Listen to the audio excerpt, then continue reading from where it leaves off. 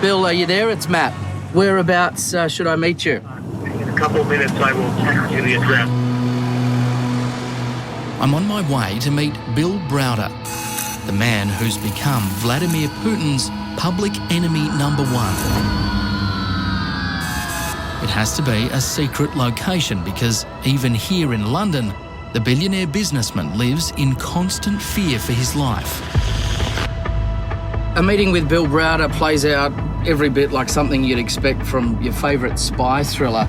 Given his very real fears of a Russian-backed assassination, he's insisted that he choose the location tonight. In fact, it has just come through. And as you'll see, all of this is with good reason, because for Bill Browder, good security can mean the difference between life and death. Browder is about to blow the lid on a massive money laundering scheme, a trail of blood money that runs from the Kremlin to London and all the way to Australia. This dirty money, this blood money, leads quite incredibly to Australia. Money from a killing in Russia found itself in the major Australian banks. Tonight, how our biggest banks are being used to clean Russian mafia money. And as you'll see, our investigation leads us here to, of all places, a Queensland shopping mall. You are the typical media. No. You're You in are my the face. typical You're in front my man. face. You are the typical accusing me front of man. something.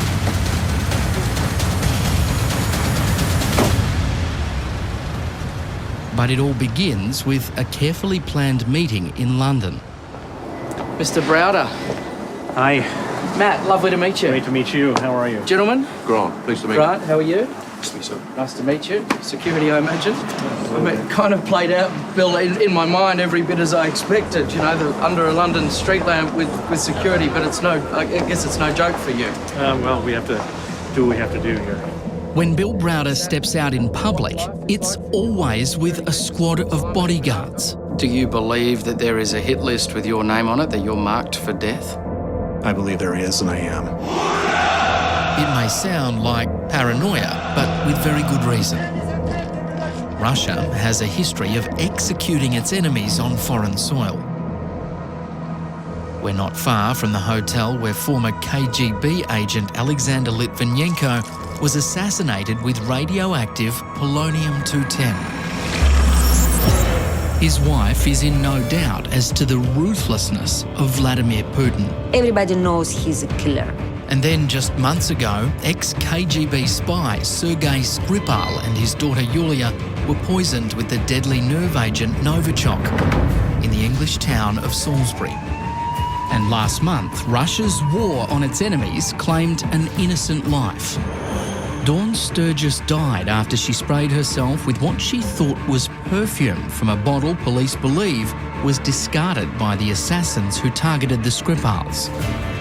They don't forgive, they don't forget, and they'll track you down anywhere in the world. They'll kill you and they'll kill your family if necessary. If there was any doubt about Browder being a marked man, Putin took the extraordinary step at last month's summit with President Trump of naming Browder as one of Russia's most wanted. We can bring up Mr. Browder in this particular case. Bill Browder wasn't always a target. In fact, he was once the largest foreign investor in Russia, with $4 billion in funds. But then he fell out of favour when he began to protest the corruption that was making Vladimir Putin a rich man. How wealthy is Vladimir Putin, do you think? I think he's worth about $200 billion US. Wow. That's a phenomenal amount of money. How much of that do you think is legitimate, clean money? Zero. All this money is the proceeds of crime. Putin is not only the richest man in the world, he's the most powerful crime lord in the world as well. In 2005, Bill Browder was expelled from Russia.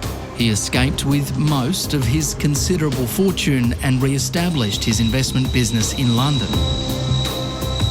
But he was determined to continue exposing corruption, even though he knew being in another country was no guarantee he'd be safe from Putin's henchmen. The death threats arrive almost daily. I'm coming for you. I'm coming for you, motherfucker. I'm gonna split your fucking head out.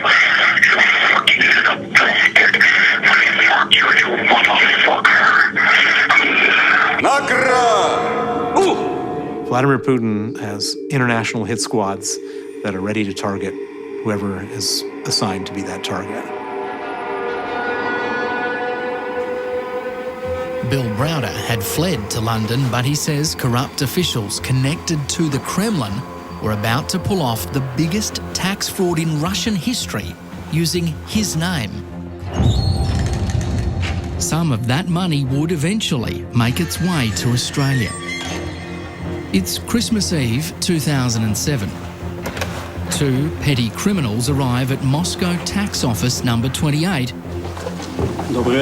with stolen documents, falsely claiming they own 3 of Bill Browder's Russian companies. They meet the corrupt head of the department, ask for a $230 million tax refund, and are swiftly given the money. It was the largest tax refund request in the history of Russia, and it was approved and paid out the next day, no questions asked. Within 24 hours, they get a check for $230 million. That's right, Not a bad Christmas present. on Christmas Eve.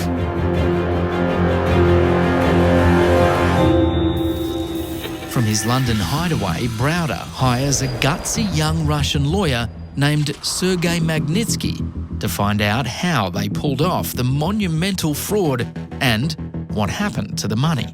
He wasn't intimidated by the corruption, and he took it on, and he grabbed it with both hands.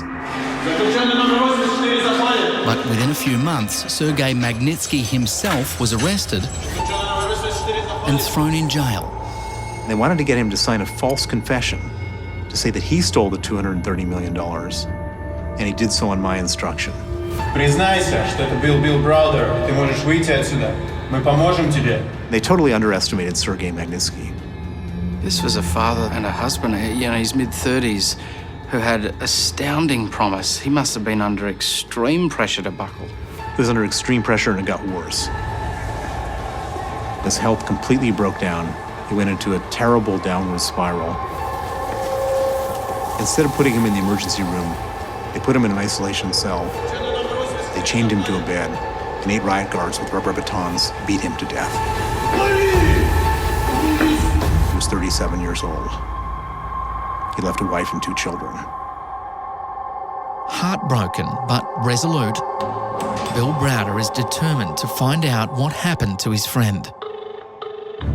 Unexpectedly, he gets a tip-off that will break open the case. A mystery informant wants to speak.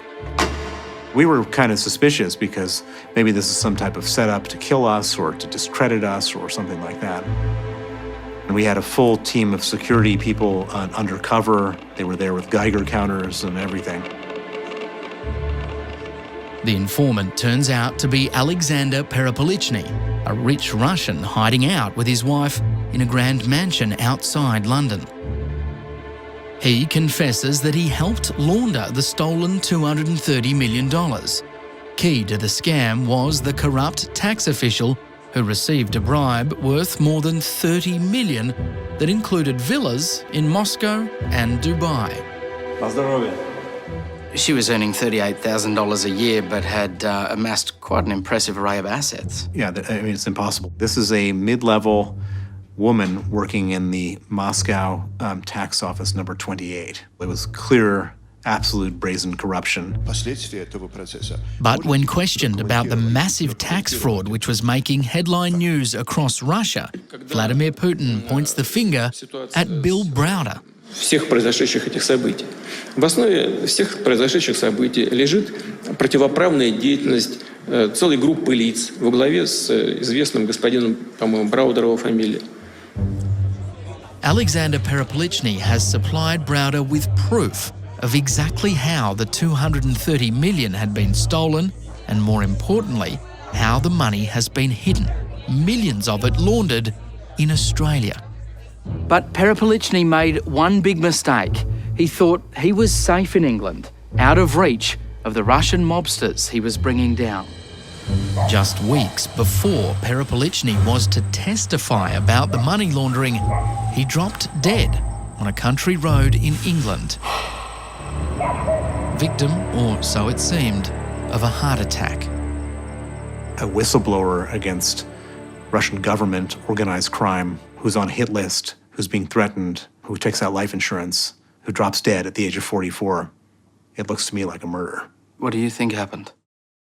I believe he was poisoned. Two key players who exposed Russia's biggest ever tax fraud are dead. One beaten to death in a prison, and the other believed to have been poisoned.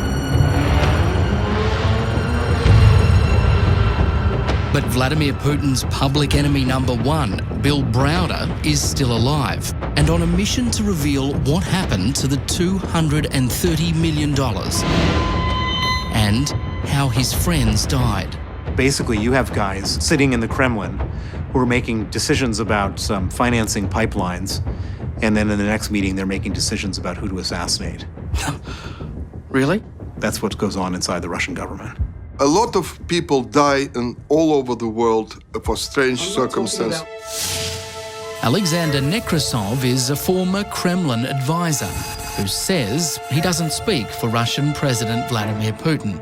But he's using exactly the same bizarre logic to deny any Kremlin involvement in the deaths of either Sergei Magnitsky or Alexander Perepelichny. Perepelichny came out and said, hey, I'm going to blow the whistle on an enormous $230 million money laundering scheme. Then goes for a jog, lo and behold, drops down dead. Dead? Well, excuse me, that happens, first of all. And no, it doesn't happen. He turns on the state, he reveals a stunning money laundering scheme, and then he drops dead. And you want to legitimately, honestly, look me in the eye and tell me it's an accident? Well, I don't know, because they still have not coincidences. produced anything, by the way. All these allegations again. Perhaps you could almost swallow the Kremlin line on these suspicious deaths if they weren't happening with such frightening regularity. The most notorious, the execution of former Russian spy Alexander Litvinenko by his own colleagues at the FSB, the successor to the dreaded KGB. Litvinenko was an enemy of the Putin regime. He was a member of the FSB, and he committed the gravest sin in Russia, which is he betrayed his organization. This was a state-sponsored act of terror on UK soil by the FSB with the possible knowledge of Vladimir Putin. It was an audacious killing, one that could have claimed thousands of lives.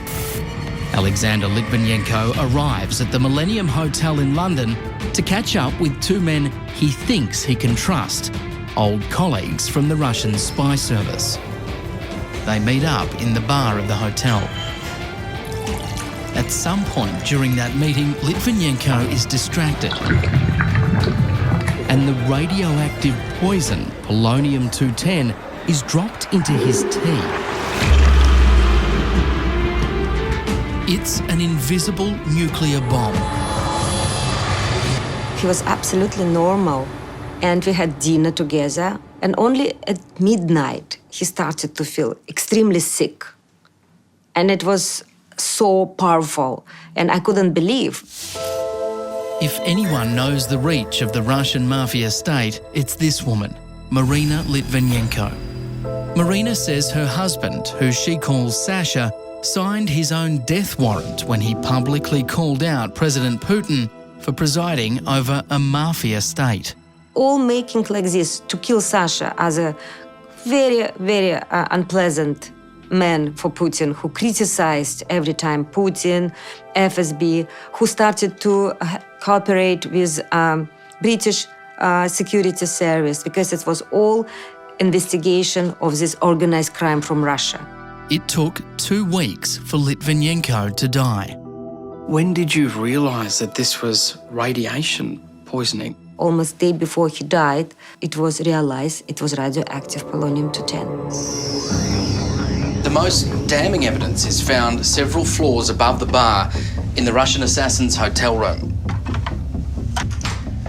After laying the poison in Litvinenko's teapot, the killers retreat here and then tip the rest of the deadly liquid solution down the bathroom sink. Now, when forensic teams pull apart the plumbing, they find radiation levels which are off the scale. The hitmen then leave a trail of radioactive crumbs behind them.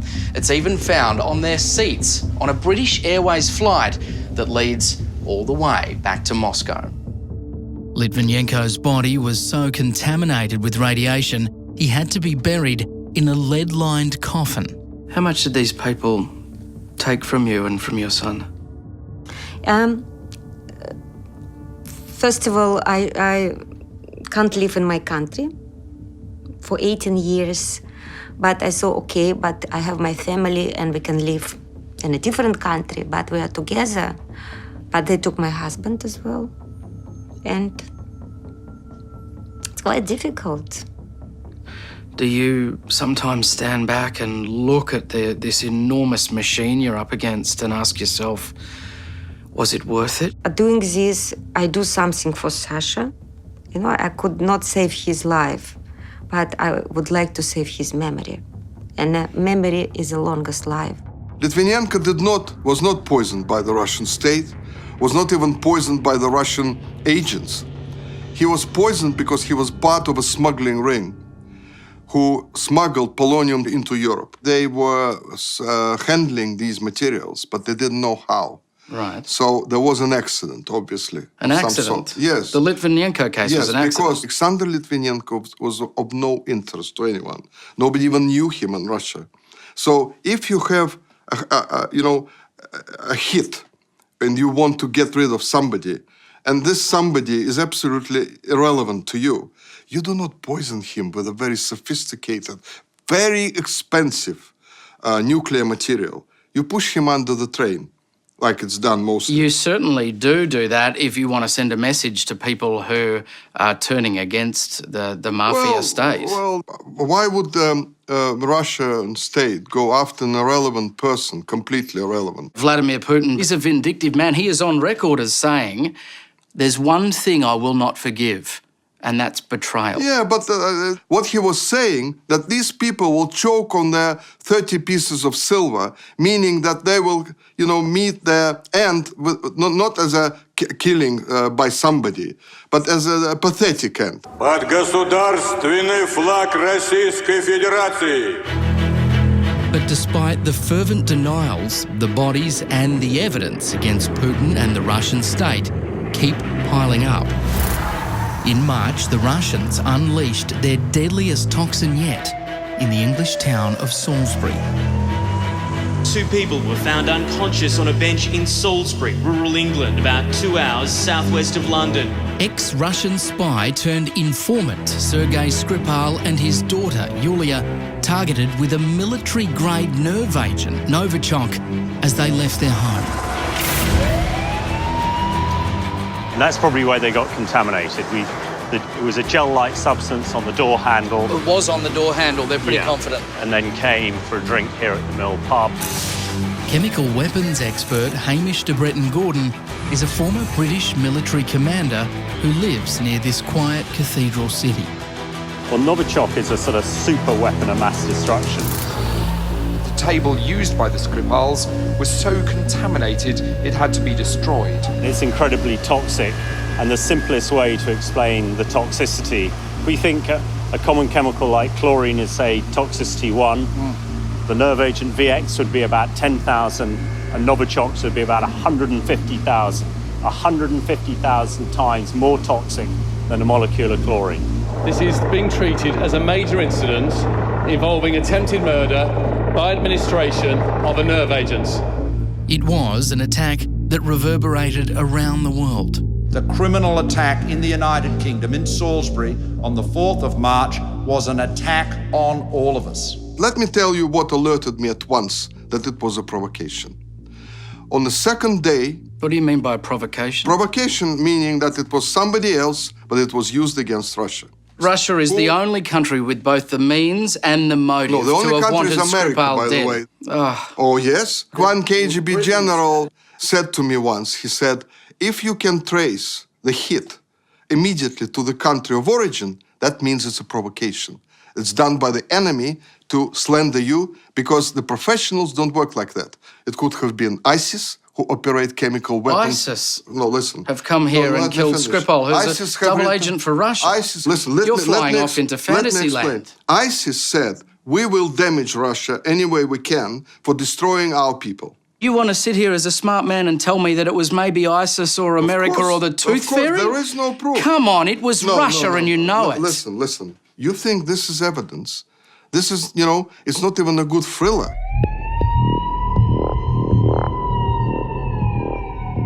More than a dozen of Vladimir Putin's enemies have died mysterious deaths here in Britain, especially those who have threatened his secret fortune.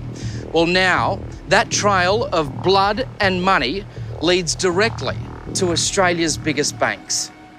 Bill Browder has exposed Russia's biggest ever tax fraud, $230 million. But it's come at a cost. Two of his whistleblowing friends are dead. And he's a marked man. He even has to be careful about what and where he eats. Can I get you a drink? Coffee or something? No, just better to stay safe. Not eat or not drink in places that you don't know. What about food and those sorts of things as well? Is that something you take precautions with? Yeah, that's the most common form of murder is poison, so you have to be very careful about what you eat, where you get the food, which is why I only go to every restaurant once. But despite the dangers, Browder is undeterred.